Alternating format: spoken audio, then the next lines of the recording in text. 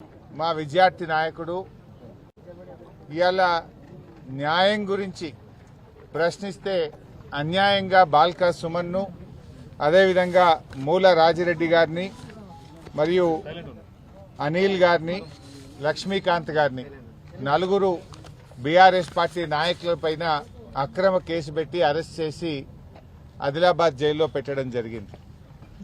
వాస్తవంగా ఇలా ప్రజాస్వామ్యం పట్టబగలి రాష్ట్రంలో కూనీ చేస్తా ఉన్నారు. ఇవాళ కేతన్పల్లిలో జరిగినటువంటి ఎన్నికల్లో బీఆర్ఎస్ పార్టీ స్పష్టంగా 14 కౌన్సిలర్లు గెలిచింది.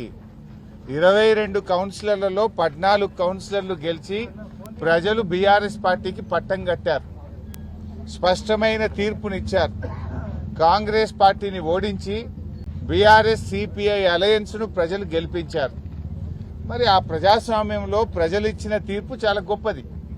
దాని ఎంత నాయకుడైనా ఎంత పెద్దవాడైనా ఏ రాజకీయ పార్టీ అయినా ప్రజా తీర్పును శిరసా వహించాలి.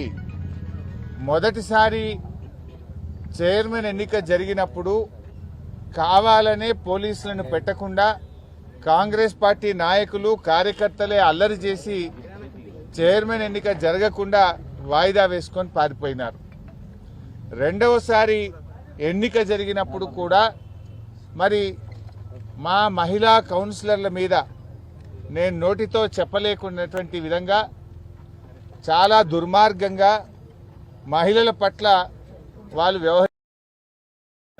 మహిళలపైన చేయి చేసుకోవడం జరిగింది. మంత్రి వివేక్ గారి సమక్షంలో అధికారుల సమక్షంలో మా దళిత గిరిజన మహిళా కౌన్సిలర్ల మీద చాలా అమానుషంగా కౌన్సిల్ హాల్లో ప్రవర్తించారు. అంటే మహిళల్ని చాలా నోటితో చెప్పలేని విధంగా వారి పట్ల వ్యవహరించడం జరిగింది. మంత్రి గారి దగ్గరికి వెళ్లి మహిళా కౌన్సిలర్లు మీ సమక్షంలో ఈ రకంగా జరగొచ్చునా, మీరు ఏం చేస్తున్నారు, మీరు ఒక మంత్రిగా ఉండి మా పైన మీ కాంగ్రెస్ పార్టీ కౌన్సిలర్లు వచ్చి మా పైన చేయి చేసుకుంటున్నారు, మా పైన దాడి చేస్తున్నారు, మా పైన అమానుషంగా వ్యవహరిస్తున్నారంటే కూడా మంత్రి గారు పట్టించుకోరు, అక్కడ ఉన్న అధికారులు పట్టించుకోరు. అంటే వాళ్ళే కాంగ్రెస్ పార్టీ కౌన్సిలర్లు బాగా తాగిన మైకంలో మహిళా కౌన్సిలర్ల మీద ఇష్టారీతిలో వ్యవహరిస్తే కూడా పట్టించుకోనటువంటి పరిస్థితి. కావాలని అల్లరి చేసి కౌన్సిల్ సమావేశాన్ని వాయిదా వేసి ప్రజాస్వామ్యంలో ప్రజల తీర్పును కాలరాసే విధంగా కాంగ్రెస్ పార్టీ వ్యవహరించింది.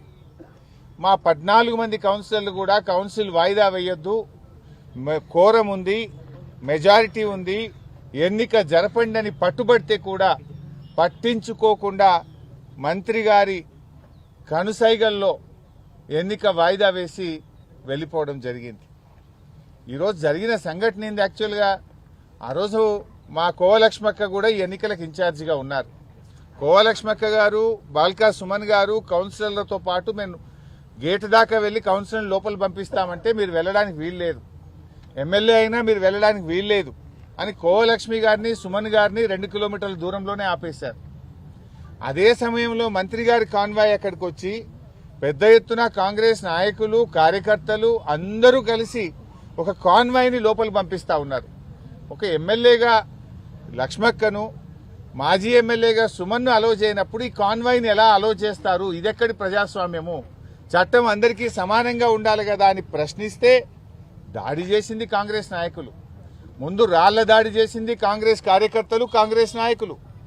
మూల రాజిరెడ్డి మా నాయకుడి కారును ధ్వంసం చేసినారు. ముందు అద్దాలు, వెనక అద్దాలు, కారు బ్యానెట్ను మొత్తం పగలగొట్టేసినారు.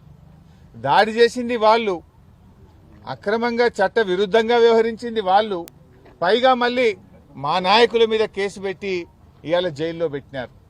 అది కూడా ఎంత దుర్మార్గం అంటే పక్కనే లక్షట్పేటలో జైలుంది, అదే రామగుండం పోలీస్ కమిషనరేట్ పరిధిలో పెద్దపల్లిలో జైలుంది, పక్కనే ఆసిఫాబాద్ లో జైలుంది. కానీ కావాలని 200 కిలోమీటర్ల దూరంలో ఆదిలాబాద్ లో తెచ్చి జైల్లో పెడతారు. అంటే మీ నిర్బంధాలు, జైళ్లలో పెట్టడమో అక్రమ కేసుల ద్వారా ప్రజా తీర్పును కాలరాయగలుగుతారా? ప్రజాస్వామ్యంలో ప్రజా తీర్పును కాలరాసినప్పుడు పెద్ద ఎత్తున ప్రజల నుంచి తిరుగుబాటు వస్తుంది.